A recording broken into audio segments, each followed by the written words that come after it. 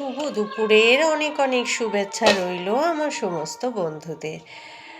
আজকে সরস্বতী পুজোর পরের দিন গোটা চচ্চড়ি, সাথে জল ঢালা ভাত আর কুলের চাটনি, এটাই হলো আজকের আমাদের লাঞ্চের মেনু বা লাঞ্চ প্লেট।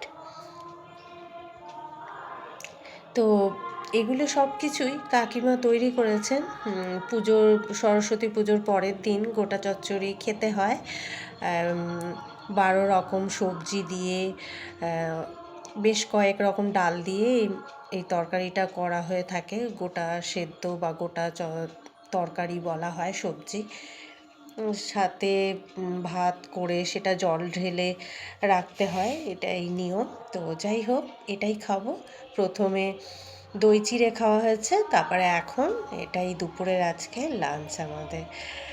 তো আমার বন্ধুদের সাথে একটু শেয়ার করে নিলাম ডেলি রুটিন ওয়াইজ আজকে দুপুরের লাঞ্চটা।